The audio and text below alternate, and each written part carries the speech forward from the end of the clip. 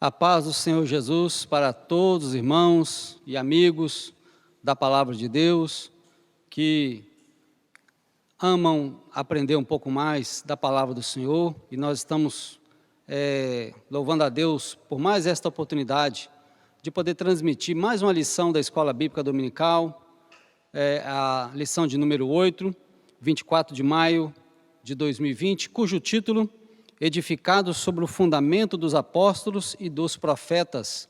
Como nós já dissemos em outras aulas, estamos estudando a carta de Paulo aos Efésios, uma carta pequena, mas com um conteúdo riquíssimo para o nosso aprendizado e crescimento espiritual. Conclamo a todos, aqui pegue agora a sua revista, quem tem, pegue a sua Bíblia, para nós todos aprendermos juntos o que a carta nos ensina, especificamente nesse tema, edificados sobre o fundamento dos apóstolos e dos profetas. O que o Espírito Santo que inspirou esta carta, o que ele quis dizer para nós nesses textos, é o que nós vamos aprender nesta aula de hoje. O nosso textuário diz assim: edificados sobre o fundamento dos apóstolos e dos profetas, de que Jesus Cristo é a principal pedra da esquina. Efésios capítulo 2 e o versículo 20. A nossa verdade prática: Jesus Cristo é a pedra basilar da igreja, que está edificada por meio dos ensinamentos dos apóstolos e dos testemunhos dos profetas. Glórias a Deus. A nossa leitura bíblica em classe está baseada em Efésios capítulo 2, do versículo 20 ao 22, e também o Evangelho de Mateus, capítulo 7, de 24 a 27.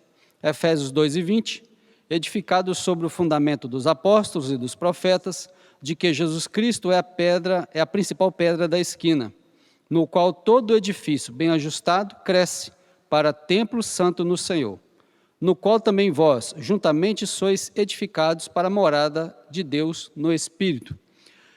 Mateus capítulo 7, versículo 24 em diante: todo aquele, pois, que escuta estas minhas palavras e as pratica, assemelhá-lo-ei ao homem prudente, que edificou a sua casa sobre a rocha.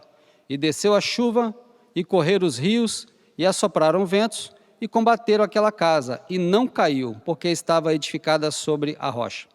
E aquele que ouve estas minhas palavras e as não cumpre, compará-lo-ei ao homem insensato, que edificou a sua casa sobre a areia. E desceu a chuva, e correram rios, e assopraram ventos, e combateram aquela casa, e caiu, e foi grande a sua queda. Então a nossa lição de hoje está baseada nessas duas passagens bíblicas. É o que nós vamos aprender hoje sobre a verdadeira fundação da igreja. O edifício espiritual, ele tem uma base forte, uma base sólida, e nós vamos aprender hoje o que é esta edificação.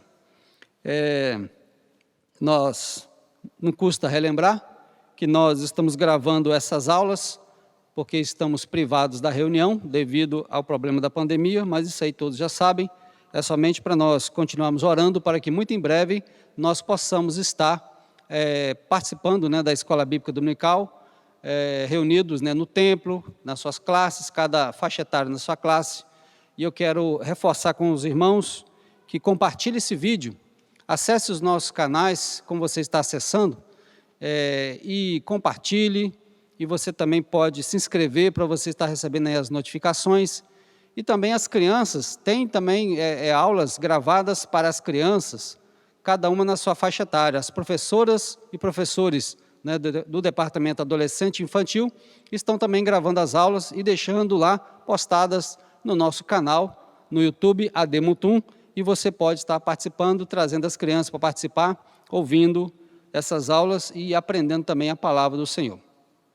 Não é um problema da pandemia que vai nos impedir de fazer a obra do Senhor. Então, enquanto a gente não pode voltar a reunir, nós vamos seguindo fazendo esse trabalho para que os irmãos e amigos da Palavra de Deus possam estar recebendo o ensinamento da Palavra de Deus aí e aprendendo cada dia mais e sendo edificado e preparando-nos cada dia mais para a volta de nosso Senhor Jesus Cristo. A introdução diz assim: por meio da reconciliação efetivada na cruz, Cristo formou a igreja. O apóstolo Paulo a compara como um edifício em construção. A pedra angular dessa edificação é Cristo, e o fundamento é a doutrina dos apóstolos e o testemunho dos profetas. Assim, há o propósito divino de que sejamos o templo santo do Senhor, a morada do Altíssimo. Nesta lição, estudaremos cada um desses aspectos. Então, a lição de hoje, como as outras passadas, também traz para nós riquíssimos ensinamentos. Nós já aprendemos ao longo desse trimestre que nós somos eleitos, que nós somos predestinados em Cristo, que nós somos adotados, né, como filhos amados, filhos por adoção, essa é a expressão que Paulo usa, e também nós aprendemos, né, que outrora estávamos numa condição totalmente deplorável, né, afastados de Deus por causa do pecado, mas em Cristo fomos reconciliados, e também aprendemos agora que a coisa não parou por aí, né, o edifício continua, a obra do Senhor continua, e só vai terminar do arrebatamento da igreja. Quando Jesus tirar a igreja, aí esse edifício estará pronto.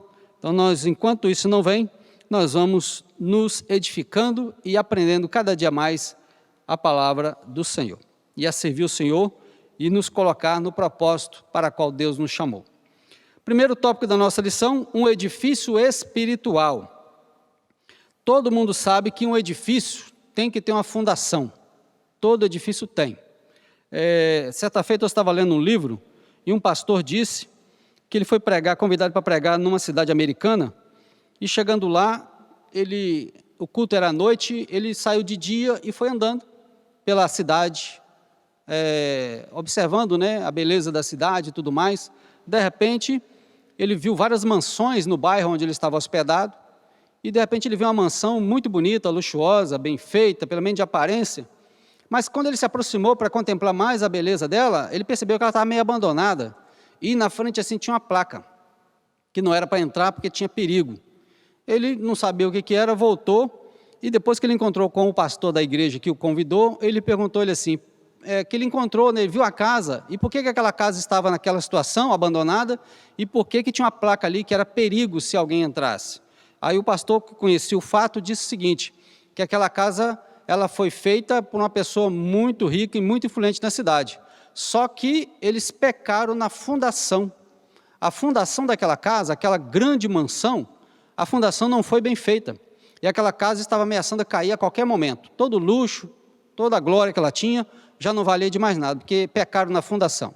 Então nós não corremos esse risco. A igreja, como edifício espiritual, não corre esse risco, porque ela está edificada, fundamentada em Cristo Jesus, a pedra angular. Então vamos ao nosso primeiro item, o santuário judeu. O templo em Jerusalém era o símbolo do exclusivismo de Israel como povo de Deus. A proibição dos estrangeiros acessarem o templo era um motivo de inimizade entre judeus e gentios. Ao reconciliar ambos os povos, Cristo aboliu as leis cerimoniais, desfez a inimizade entre eles e formou uma nova humanidade, a igreja. Nós vimos isso na lição de semana passada. Assim, o templo judaico perde sua relevância e um novo conceito de santuário é apresentado. Pois bem, todo mundo conhece a história de que Deus tirou Israel do Egito com mão forte, braço estendido, e milagres, né, extraordinários Deus operou para tirar aqueles milhões, né, de descendentes de Abraão daquela escravidão do Egito e os levou ao deserto.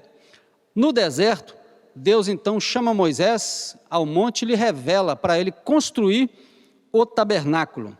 E nós aprendemos há alguns trimestres atrás sobre o tabernáculo. Então os irmãos estão bem informados sobre o propósito do tabernáculo, toda a sua mobília, toda a sua aplicação.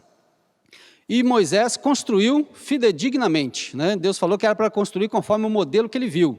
Então ele viu o modelo, ele juntamente com a sua equipe, eles construíram o tabernáculo. Aquele tabernáculo servia, né, como um referencial da presença de Deus ali no meio deles no deserto.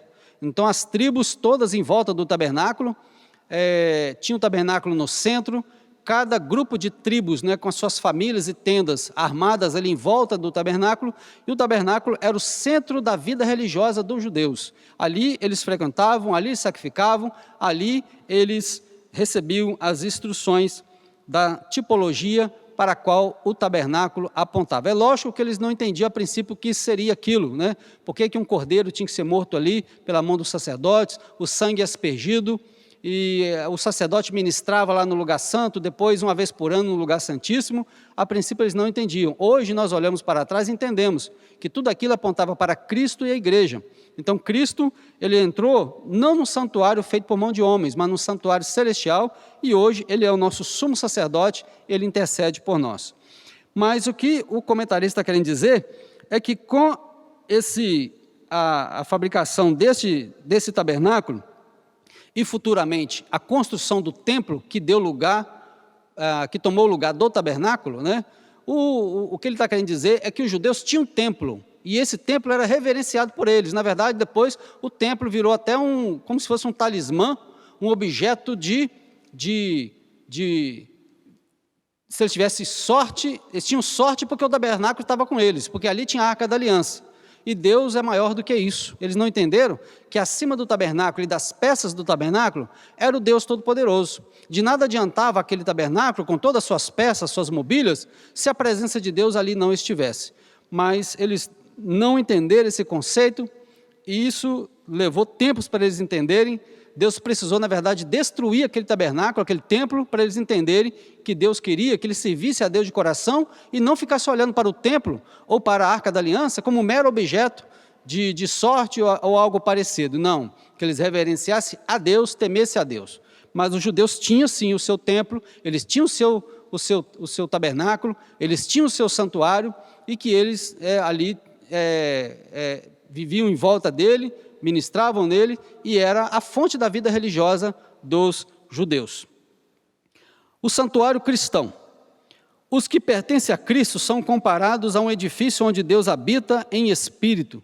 O ensino apostólico lembra Salomão, quando este reconheceu que o templo em Jerusalém não poderia conter a Deus, e reafirma a instrução de Estevão, em que o Altíssimo não habita em templos feitos por mão de homens. Atos capítulo 7, versículo 48. Desse modo, os crentes judeus, os gentios, tornaram-se o templo onde o Espírito de Deus habita, em que eles são pedras vivas em um edifício espiritual. Então, observe que agora o conceito mudou todinho. Aquele templo do Antigo Testamento, como eu já disse, né? O tabernáculo, a princípio, feito por Moisés, e ainda perdurava nos tempos de Davi. Ele era montado e desmontado. Mas na época de Salomão construiu um templo de uma arquitetura invejável. Tinha muito ouro, muito metal precioso, madeira de lei, tinha tudo do bom e do melhor. Pessoas vinham de várias partes do mundo, conhecido então, para ver a grandeza, né, a beleza daquele templo, da arquitetura, da grandeza do reinado de Salomão, e as pessoas ficavam boquiabertas de ver tudo aquilo. E aquele conceito religioso dos judeus, né, que era centralizado ali pelo templo, aquilo jamais poderia ter sido produzido pela mente humana comum. Os homens que criaram religiões aí espalhadas pelo mundo, jamais criaram algo com um propósito tão sublime, tão maravilhoso, e com uma aplicação tão profunda, que passariam séculos, né, para que aquilo fosse desdobrado entre eles entendessem, como nós hoje entendemos, para o que tudo aquilo serviu, né? Hoje nós compreendemos perfeitamente, mas naquela época eles ainda não entendiam perfeitamente. Hoje, a igreja, ela é um edifício espiritual, tá? Não mais templo feito por mão de homens, tá? De arquitetura, de alvenaria, ou de madeira, ou de metais preciosos, não. A igreja hoje é um edifício. Cada crente é um templo do Senhor.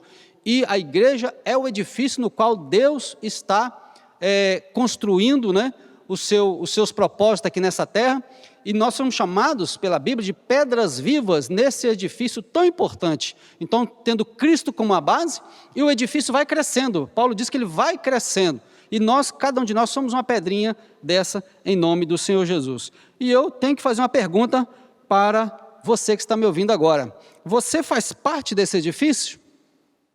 Da obra de Deus? Você se sente parte desse edifício? Você está cumprindo o propósito para o qual Deus te chamou? Para compor esse edifício espiritual? A igreja é chamada de vários títulos na Bíblia. Nós temos falado disso constantemente. A igreja é chamada de a noiva do Cordeiro. A igreja é chamada de corpo de Cristo. e aqui ela é chamada de edifício espiritual, tá? Templo do Senhor. Então nós somos essas pedrinhas, né, que compõem este edifício que cresce cada dia mais. Nada pode parar a igreja, nada. Um vírus, a Covid, ou seja lá qualquer coisa, proibições por parte do governo, nada pode parar. Lá na China, as igrejas ainda são proibidas. Inclusive, durante essa quarentena, enquanto os cristãos, né, enquanto o mundo está sofrendo com a pandemia, a China está fechando templos cristãos lá no mundo. O vírus saiu de lá. E nesse momento eles estão, aproveitando que os cristãos não estão reunindo lá, eles estão quebrando os templos dos cristãos, tá? Porque a China é comunista. E dessa maneira, eles podem quebrar um templo de alvenaria, mas eles não podem parar a igreja. A igreja é muito mais do que isso. A igreja é o corpo de Cristo. A igreja é o edifício espiritual que Deus está realizando a obra do Senhor nessa terra. Então eu volto a fazer a pergunta para você. Você faz parte desse edifício? Se não faz, procura fazer, aceite a Jesus como Salvador, ou volte para os caminhos do Senhor e ocupe o seu lugar, senão você vai ficar para trás quando o arrebatamento da igreja chegar. Um dia, esse edifício será levado para a glória celestial, e você vai ficar para trás se você não faz parte desse edifício. Terceiro item do nosso primeiro tópico, a pedra angular. Todo edifício tem uma fundação, como eu já disse. Os grandes edifícios de 100 andares, né, estão disputando aí quem faz o prédio maior. Estados Unidos faz o prédio maior, daqui a pouco os Emirados Árabes, né, um país lá do Oriente, faz um prédio maior, daqui a pouco Dubai, que é outro país lá do Oriente Médio, faz um prédio maior. Eles estão disputando quem faz o prédio maior aí. De vez em quando eles, um passa o outro aí. Para fazer esses grandes edifícios, tem que ter uma fundação muito bem feita, senão ele não aguentaria. São prédios de 100 andares ou mais, então eles não teriam condição de permanecer de pé se a fundação não for boa. Mas a nossa fundação é infinitamente superior à fundação desses prédios feitos pelos homens. Vamos lá, a pedra angular. Na arquitetura antiga, a construção de um edifício requeria uma pedra angular. Ela é traduzida como pedra mais importante ou pedra principal. Ela era posta no canto do prédio para sustentar o alicerce, firmar e unir toda a estrutura e manter as paredes em linha certa. Para que se tenha uma ideia dessa dimensão, em uma das escavações no local do templo em Jerusalém, foi encontrado um monólito com cerca de 12 metros de comprimento. Olha o tamanho desse negócio. O monólito era uma pedra trabalhada, mas num bloco único, muito grande, que eles colocavam na fundação. E essa pedra angular, tudo indica que ela era a pedra principal. A Bíblia diz que ela era a pedra principal, na verdade. Ela era chamada pedra de esquina, pedra angular. E essa pedra, ela sustentava, né, todo o alicerce, todo o edifício. Ficava o peso em cima dela. Dessa maneira, nós aprendemos que Cristo é a pedra principal da esquina. Nós aprendemos isso na Bíblia Sagrada, é o nosso próximo item aí. Não vamos gastar tempo nesse terceiro, que ele vai ser explicado pelo quarto. Então vamos ao quarto. Cristo é a pedra principal.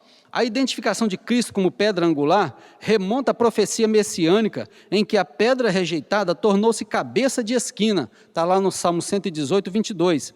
Ele mesmo afirmou ser a cabeça de esquina. Olha o que Jesus disse lá em Marcos 12, versículo 10. Ainda não leste esta escritura? A pedra que os edificadores rejeitaram, esta foi posta por cabeça de esquina. Evangelho de Marcos, capítulo 12, versículo 10. Então Jesus pegou uma citação lá do Antigo Testamento, dos Salmos, e mostrou para os seus ouvintes que a pedra que estava sendo rejeitada, que era ele mesmo, ela é a principal da esquina, ela é a principal do edifício. Então, aqueles que rejeitaram a Cristo e a sua mensagem não fazem parte desse edifício. Eles rejeitaram a pedra, então eles não fazem parte desse edifício. Tá? Então pereceram, perderam a sua oportunidade. Mas nós, como igreja, a igreja é composta por judeus e gentios que creram em Cristo como seu Salvador. Então passou a fazer parte desse edifício espiritual e tendo Cristo como fundamento, tendo Cristo como a base principal, a pedra principal que sustenta todo esse edifício. Louvado seja o nome do Senhor. A igreja foi edificada sobre Jesus e apesar de alguns pensarem que a igreja foi edificada sobre Pedro, existe uma crença aí, gritante aí, no meio religioso brasileiro, que diz que que a igreja foi edificada sobre Pedro, por causa de uma má interpretação de Mateus 16, 18, que todo mundo conhece. Tu és Pedro, disse Jesus, tu és Pedro, sobre esta pedra edificarei a minha igreja. O que Jesus quis dizer com isso? Ele quis dizer que a confissão de Pedro havia acabado de fazer uma confissão, tu és o Cristo, o Filho do Deus vivo. Aí Jesus falou, não foi carne e sangue que te revelou, mas meu Pai que está no céu. Então tu és Pedro, no original ali, quer dizer fragmento de pedra. Aí Jesus falou o seguinte, sobre esta pedra, no grego é Petra, uma grande pedra, sobre esta Petra, qual Petra? A confissão da boca de Pedro. Qual foi a confissão da boca de Pedro? Tu és o Cristo, o Filho do Deus vivo. Jesus falou, sobre esta pedra edificarei a minha igreja. E, posteriormente, os apóstolos consideraram Cristo a pedra. Pedro, quando escreveu a sua carta, lá no capítulo 2, versículos 6 e 7, ele diz que Cristo é a pedra. Vamos ler? Eu transcrevi alguns versículos para nós ganharmos tempo, não ficar procurando a Bíblia. Eu fiz o meu resumo e transcrevi os versículos para facilitar para nós aqui, a gente ganha tempo. Olha o que diz 1 Pedro 2, e o 6 e o 7, ó. Por isso também na Escritura se contém, eis que põe em Sião a pedra principal de esquina, eleita e preciosa, e quem nela crê não será confundido. Olha o 7. Assim para vós, os que credes, é preciosa, mas para os rebeldes, a pedra que os edificadores reprovaram, esta foi a principal da esquina. Observe então que o próprio Pedro reconheceu Cristo como a pedra. Agora os homens dizem que não, a pedra não é Cristo, não, a pedra é Pedro, tá? É Pedro. Vai interpretar a Bíblia ruim assim, longe, mas bem longe mesmo, tá? É muito claro de se entender a Bíblia Sagrada, tá? Então, a igreja do Senhor Jesus, a igreja apostólica, da qual nós somos a herança, ela foi edificada sobre Cristo, a pedra principal, profetizada no Antigo Testamento, cumprida em Cristo e pregada pelos apóstolos, tá? Esta é a doutrina da Bíblia Sagrada. O que passou disso é conversa de homens. Chegando ao final do nosso primeiro tópico, nós aprendemos que os judeus tinham o seu santuário, feito por mão de homens, mas o santuário cristão é um edifício espiritual. Deus não habita em templo feito por mão de homens, então ele habita no coração de cada crente que serve ao Senhor, tá? E dessa maneira nós somos chamados de pedras vivas, compondo esse edifício da fé. Nós vamos entrar no nosso segundo ponto. Nós vamos para o segundo tópico da nossa lição, o fundamento, apóstolos e profetas. Nós vimos no texto, na leitura bíblica em classe, que não custa a gente repetir, versículo 20 do capítulo 2 da carta aos Efésios, edificados sobre o fundamento dos apóstolos e dos profetas, de Jesus Cristo, a principal pedra da esquina. Então, nós vamos aprender o conceito de apóstolos e também de profetas, aonde está fundamentada a doutrina, tá? A doutrina. O termo grego apóstolos é usado para enviado ou mensageiro. O apostolado é centrado na natureza e missão de Cristo, que foi enviado para ser o Salvador do mundo. Nos evangelhos de Mateus, Marcos e Lucas, usam o termo quando se referem aos 12 escolhidos por Jesus. Eles foram testemunhas oculares do ministério, morte e ressurreição de nosso Senhor. Atos capítulo 1, versículo 21 e 22. Assim, Paulo também foi chamado pelo próprio Senhor para ser apóstolo. 1 Coríntios 15, 8 e 9. Aos apóstolos foi confiado o ministério da palavra, com o compromisso de instruir a igreja. Nesse aspecto, os apóstolos são aqueles que foram comissionados por Cristo para a igreja primitiva, e a mensagem de Cristo é o fundamento. Então, nosso primeiro item é o conceito de apóstolos. Os apóstolos são mencionados nos evangelhos sinóticos. O que são os evangelhos sinóticos? Mateus, Marcos e Lucas, tá? E eles são em número de 12. Esses 12, eles foram escolhidos pelo Senhor para darem continuidade à sua obra. A palavra apóstolo quer dizer enviado, tá? Então eles foram enviados. Então Cristo é o primeiro, né? Ele foi enviado para ser o Salvador do mundo. A partir disso, Jesus comissionou os seus 12 para comporem a base doutrinária da igreja. Em que sentido? Eles haveriam de ensinar o que Cristo ensinou, somente nesse sentido. A palavra apóstolo, ela parece um pouco com a missão que alguns judeus instruíam os judeus que estavam dispersos pelo mundo. Havia naquela época judeus espalhados por todo o mundo, né? Houveram várias dispersões dos judeus, e nessas dispersões, muitos não voltaram, fizeram colônias dos judeus espalhados no mundo gentílico. E dessa maneira, que os judeus, né, faziam? O que os mestres de Israel faziam? Eles comissionavam alguns homens e os enviava. Para quê? Para ensinar aqueles judeus da dispersão. Então eles também são um tipo de apóstolo. Não tem nada a ver com o evangelho de Cristo. Ensinava o judaísmo para aqueles judeus, para que eles não perdessem a sua essência do judaísmo. Em se tratando do evangelho, Cristo é o primeiro, ele é o fundamento, tá? A base é ele, a pedra é ele. Nós aprendemos no primeiro tópico que acabamos de falar. E ele então envia os seus 12 apóstolos, tá? Ele enviou outros, até mais do que isso, mas os 12 seriam a base que ensinaria a doutrina de Cristo, o evangelho da salvação. Então, quando a Bíblia fala doutrina dos apóstolos, a doutrina, na verdade, não é bem deles, é o que eles aprenderam de Jesus, mas eles viram, ouviram, viviam isso ao vivo e a cores, como diz o ditado. Então, eles eram testemunhas oculares. Eles viram Jesus fazer, eles ouviram os ensinamentos, e eles então, com tudo isso que eles aprenderam, eles saíram espalhando a mensagem do evangelho para o mundo inteiro.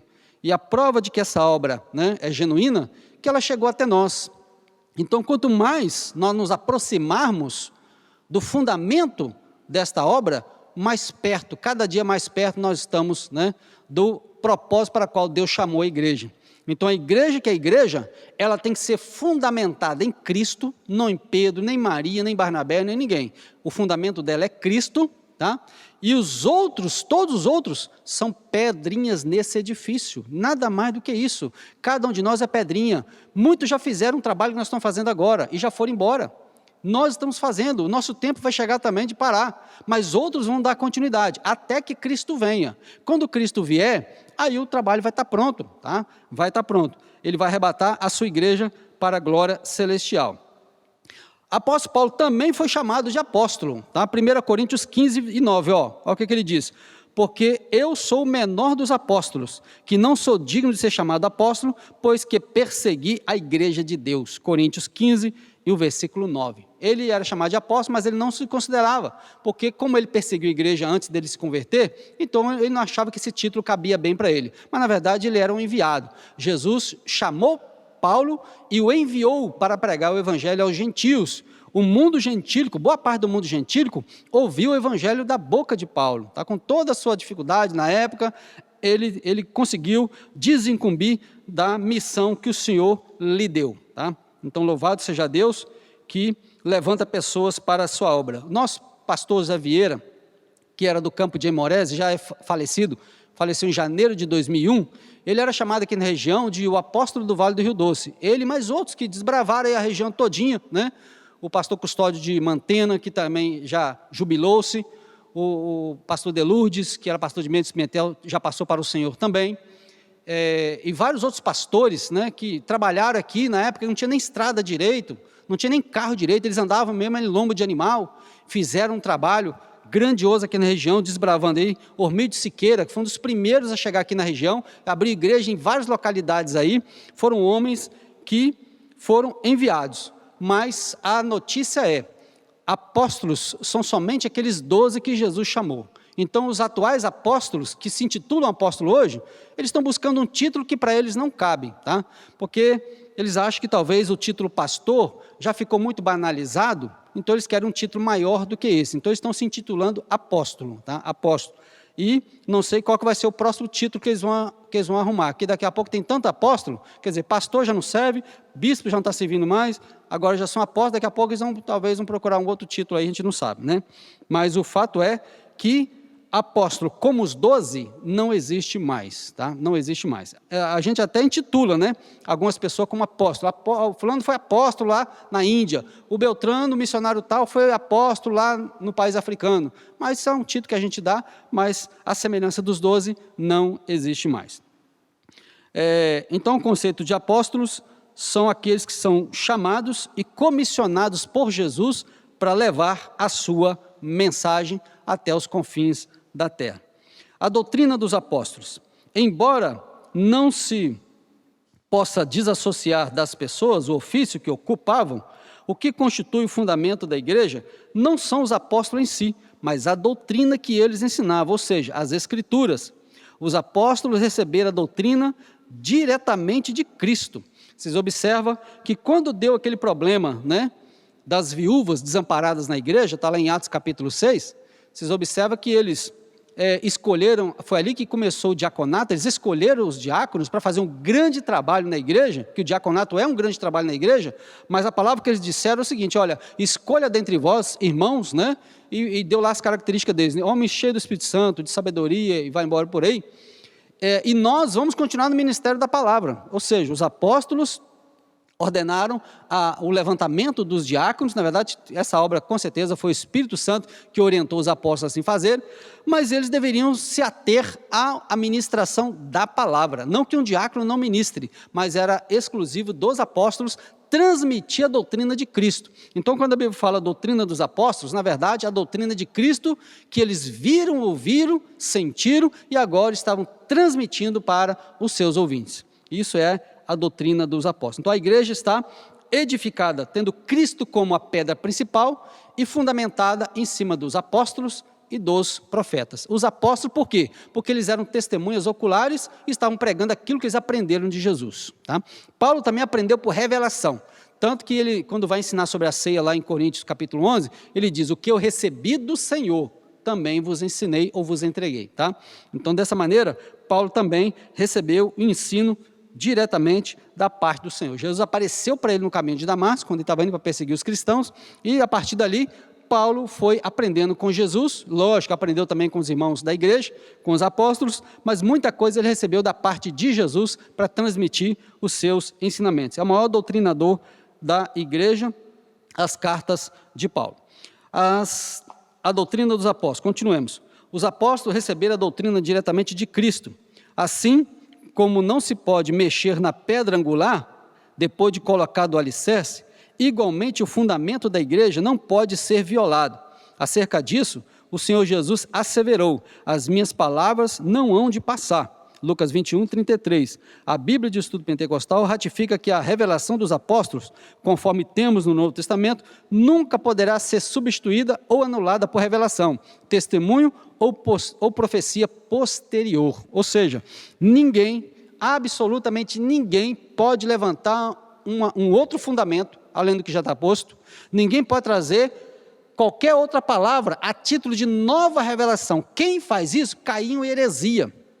Quem é estudioso dos movimentos de seitas heresias, já descobriu que todos que começaram o movimento herético, tá, religiosamente falando, eles tiveram a revelação de um anjo, eles tiveram uma visão não sei de quê, nenhum deles foi para a Bíblia, nenhum deles, todos eles falaram que tiveram a revelação de madrugada, uma visão de um anjo, que orientou ele a fazer isso, a fazer aquilo, tudo fora das Escrituras.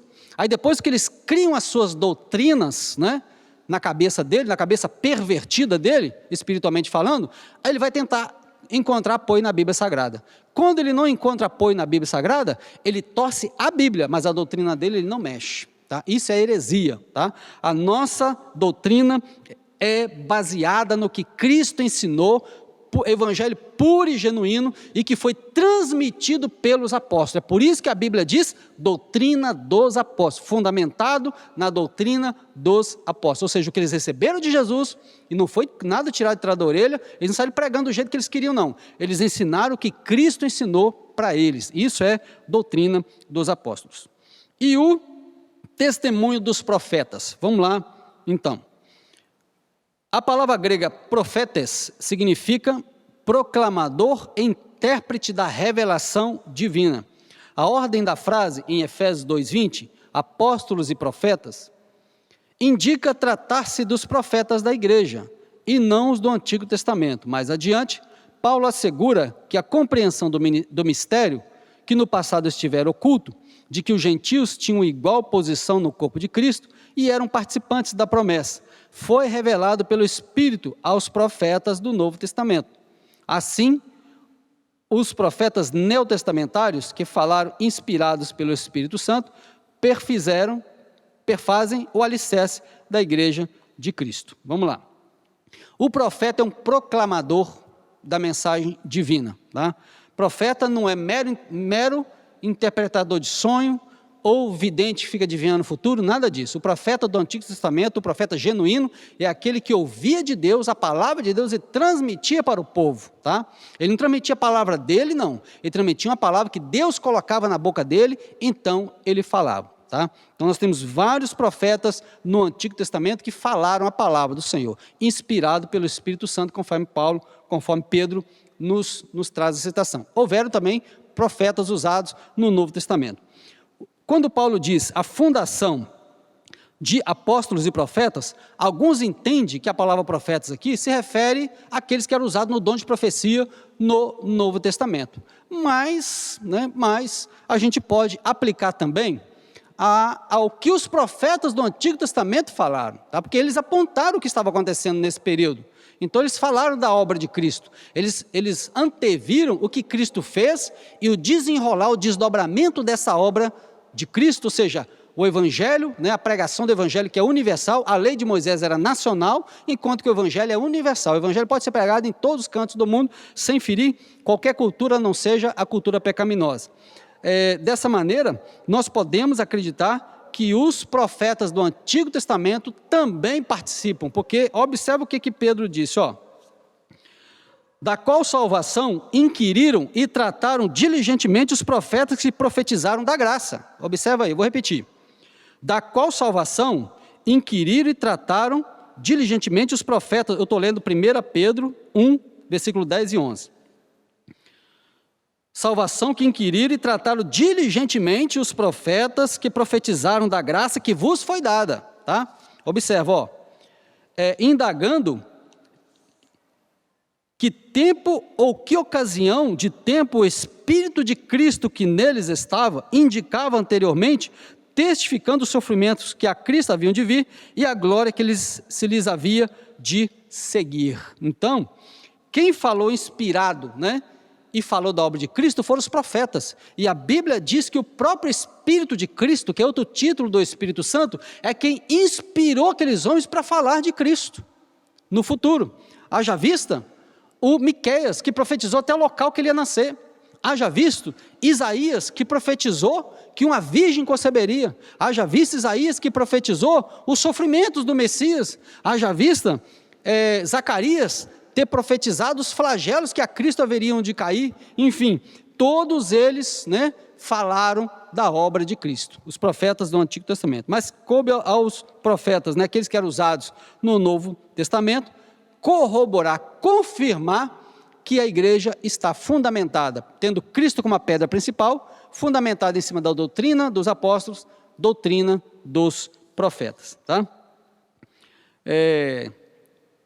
Falaram inspirados pelo Espírito Santo, 2 Pedro 1,21, e com isso eles perfazem o alicerce da obra de Cristo.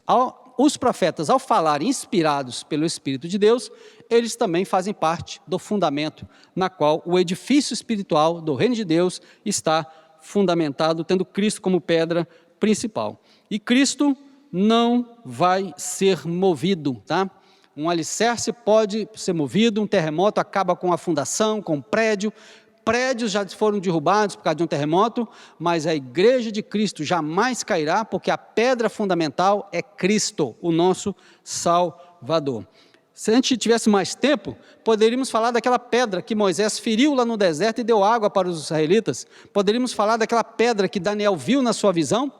Na verdade, Daniel interpretou o sonho do rei Nabucodonosor, onde os reinos do mundo, os reinos dos homens, foram todos desfeitos quando uma pedra vindo voando pelo espaço, esmiuçou aquela estátua que representava os reinos dos homens, mas a pedra se tornou um grande monte e encheu toda a terra, fala do reino de Cristo. Não temos tempo, mas só fica aí a menção para os irmãos saberem que pedra na Bíblia é Jesus. Tá? É Jesus. E nós, Pedro, Paulo, Maria, José, Billy Graham, tantos outros que já passaram, os que estão atuando ainda, são servos de Deus, somos pedras vivas nesse edifício. E eu conclamo você a ser pedra viva nesse edifício. Ocupe o seu lugar, tá? Antes que seja tarde demais. Vamos para o nosso terceiro e último tópico da nossa lição. Edificados para a morada. Tudo que Deus faz tem propósito. Tudo. Essa pandemia na qual estamos vivendo, você pode ficar ciente que Deus vai tirar proveito disso para alguma coisa. Deus não dá, como diz o ditado dos antigos, Deus não dá ponto sem nó. Deus é o único que consegue transformar tragédias pessoais em alguma coisa positiva para o seu reino. Então deixa Deus trabalhar, tá? Deus está permitindo isso, essa pandemia. Nós, enquanto estamos sendo provados, temos que manter a nossa fé. Se você está fundamentado em Cristo Jesus, né, conforme a leitura de Mateus 7, 24 em diante, se a sua casa está edificada sobre Cristo, tendo Cristo como uma pedra fundamental, você não vai se abalar nessa pandemia, você não vai se abalar nesse isolamento, você vai continuar mantendo firme apesar da privação, né, das privações que nós temos passado, mas você não vai abalar a sua fé, se você está fundamentado sobre Cristo. Mas talvez poderá acontecer daqueles que não levam Cristo a sério, mesmo, né, frequentando a igreja, poderão ter a sua fé abalada, mas porque ainda não tem Cristo como seu fundamento. Vamos para o nosso terceiro item: edificados para a morada de Deus, edifício bem ajustado. Essa é a expressão que Paulo usa. A expressão todo edifício bem ajustado cresce, indica um processo contínuo de desenvolvimento dos crentes. Assim como todas as partes do edifício precisam estar harmônicas, o crescimento da igreja também depende de tudo ser bem ajustado a Cristo. Nessa caminhada, o salvo comporta-se como filho obediente e passa a evidenciar o fruto do Espírito. O desenvolvimento prossegue até alcançar a medida completa de Cristo, pois todo crente bem ajustado torna-se templo santo do Senhor. Aleluia, glórias a Deus. Deixa eu ler o versículo 21, ó. No qual todo edifício bem ajustado cresce, está vendo? Cresce para templo do Senhor. O edifício está em crescimento. O edifício está em crescimento, tá? Então, dessa maneira, a gente percebe que a obra de Deus, ela não é estática, ela é progressiva. A obra de Deus continua, nada pode parar a igreja, tá? Você só vai ser derrotado se você aceitar a derrota na sua vida, mas se você mantiver sua fé em Jesus, você vai triunfar do outro lado dessa pandemia, com a fé mais fortalecida em Cristo ainda, porque você tem certeza e ciência de que nós estamos atravessando os últimos tempos, já estamos no tempo do fim, e que isso tudo foi profetizado por Jesus em Mateus capítulo 24. Então vamos lá, continuamos. O edifício tem que estar bem ajustado, tá? As pedras têm que estar todas bem encaixadas, tá? Bem encaixadas ali para compor esse edifício. Não posso eu como pedra falar com a pedra do lado, ó, eu não gosto de você, eu não gosto de você, falar com a outra pedra do outro lado, não. É um crescimento vertical e um crescimento horizontal. Nós amamos a Deus, servimos a Deus, e nós amamos os irmãos e servimos aos irmãos, tá? É assim que funciona o edifício do reino de Deus. É nós servindo a Cristo e servindo aos irmãos. Que diz um velho amigo meu, que já partiu para a eternidade: coisa boa é servir. É muito bom quando a gente pode servir. O próprio Jesus disse: é melhor servir do que ser servido. Quem falou isso foi Jesus, o Filho de Deus, tá? Segundo item, templo santo do Senhor. Então esse edifício cresce, tá? Ele cresce bem ajustado, tendo o padrão de Cristo, não o padrão dos homens, tá?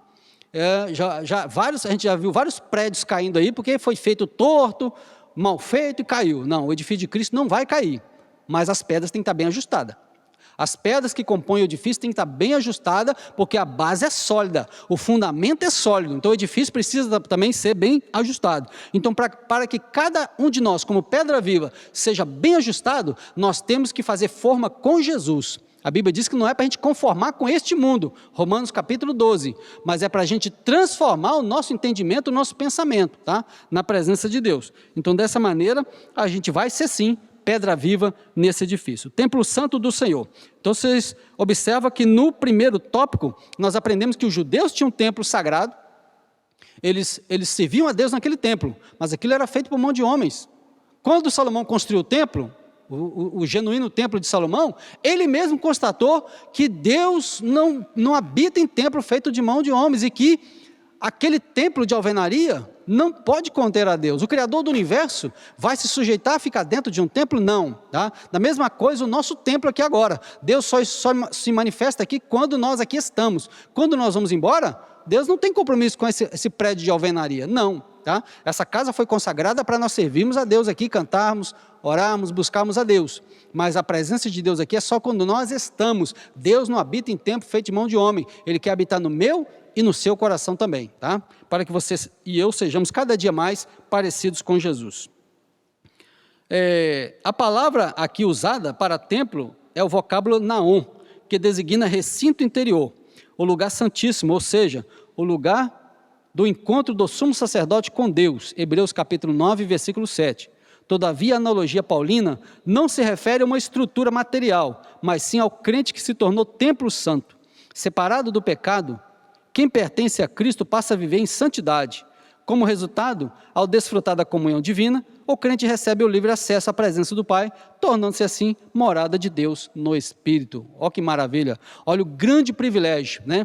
Contrastando com as lições passadas, onde Paulo diz que nós, os gentios, estávamos completamente afastados de Deus devido ao nosso pecado, mas agora chegamos perto, essa expressão que ele usa, chegastes perto, né? Ou seja, através de Cristo nós agora chegamos perto de Deus, então nós podemos agora não somente aprender com Ele, mas agora somos morada, templo e morada do Espírito de Deus, tá? Disse Paulo, se é que o Espírito de Deus habita em vós, então nós temos que fazer uma avaliação, e a gente sempre procura fazer isso todo dia, né? E uma vez por mês nós celebramos a ceia, onde cada um de nós examina a nós mesmos, para ver se nós continuamos no mesmo espírito, no mesmo sentimento que houve também em Cristo Jesus. E se você, ao fazer esse exame, meu irmão, você perceber que você não está, procura se acertar o mais depressa possível. O tempo não é mais para brincadeira, o tempo não é mais para deixar para depois, não. É tempo de você se preparar, tá? Em nome do Senhor Jesus. Glórias a Deus. Templo santo do Senhor. Todo mundo sabe que o sumo sacerdote entrava no lugar santíssimo, daquele tabernáculo que eu falei com vocês, lá do Antigo Testamento que Moisés levantou. O sumo sacerdote entrava nele uma vez por ano. Somente ele entrava, ninguém mais podia entrar. Qualquer outra pessoa que entrasse morria. Ninguém entrava a não ser o sumo sacerdote. E dessa maneira, hoje, a Bíblia nos faz saber que o acesso ao Pai, ou seja, o acesso ao lugar santíssimo, onde o Pai habita, está aberto. Já está aberto porque Cristo nos inaugurou este caminho. Ele abriu para nós, tá? O véu foi rasgado, o caminho foi aberto. Então hoje nós podemos chegar à presença de Deus através de Cristo. Disse ele, ninguém vem ao Pai senão por mim. João 14 e o versículo 6. E o nosso último item da nossa lição diz o seguinte, morada do Altíssimo, né? Agora ele vai falar mais um pouco desse assunto, então não tem mais muito que a gente acrescentar aqui, ó. 1 Coríntios 3,16, não sabeis vós que sois templo de Deus e que o Espírito de Deus habita em vós? 1 Coríntios 3,16. Então, meu irmão, se sinta privilegiado em saber que o Espírito de Deus mora em você, só que ele não quer somente morar, é uma ação contínua, é um crescimento diário, tá? Antes crescer na graça e no conhecimento de Cristo Jesus. Então, é para isso que o Espírito Santo está aí, para nos instruir em toda a verdade, tá? Tudo aquilo que Cristo falou, pregou, ensinou, o Espírito Santo hoje está ministrando nos corações, através da pregação e do ensino da palavra do Senhor, que é uma grande verdade e que nós precisamos valorizar cada dia mais a nossa posição. Morada de Deus no Espírito, no Antigo Testamento, a expressão morada de Deus fazia alusão ao tabernáculo e depois ao templo israelita. Indicava lugar de habitação permanente e de comunhão íntima. Como já vimos, o crente tornou-se templo santo no Senhor. Capítulo 2, versículo 21 de Efésios. Isso indica que Deus habita em nós pelo seu Espírito, versículo 22. E que tal afirmação ratifica o ensino apostólico, de que Deus não habita em templos feitos de mãos de homens, por mão de homens. Ele reside individualmente dentro de cada cristão, bem como no corpo inteiro de crentes, a igreja formada por judeus e por gentios. Aleluia, glórias ao nome do Senhor. Então, observa só, resumindo, Cristo, o Pai, o Filho e o Espírito Santo mora em nós, representado pelo Espírito Santo, em cada crente individual. Nós não somos templo feito por mão de homens, nós somos feitos pela mão do Senhor. Então, eu sou o templo que Deus quer habitar. Você é o templo que Deus quer habitar. Agora, Deus não habita em casa suja. Tá? Então nós temos que procurar servir o Senhor. É para isso que existe a doutrina da santificação. O que é a santificação? A separação daquilo que não presta para servir a Deus. Então dessa maneira, quando a casa é santificada, o Espírito Santo habita. Então o Espírito Santo habita em cada crente individualmente e ele manifesta na igreja quando a igreja está reunida. Na verdade, eu sou igreja individualmente, mas quando nós nos reunimos, né, as pedras vivas reunidas, formando esse edifício, o Espírito Santo está presente conosco. Deus está presente conosco, manifesta a sua glória no meio da igreja, quando a igreja está reunida. Mas quando eu vou para a minha casa, eu continuo tendo o Espírito Santo morando em mim. Você continua tendo o Espírito Santo morando em você, tá? Se você e eu ainda mantivermos a nossa comunhão com o Senhor.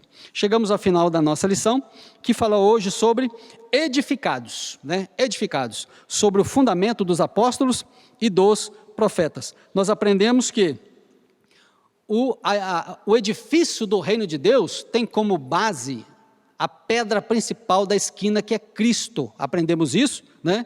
E o fundamento é a doutrina dos apóstolos e dos profetas, que eles aprenderam com o próprio Cristo. Foi Cristo quem trouxe a doutrina, tá? Jesus falou, a minha doutrina não é minha, mas foi o Pai que me deu. Então Jesus recebeu, passou para nós do próprio Pai, e ele passou para os apóstolos espalharam para o mundo inteiro.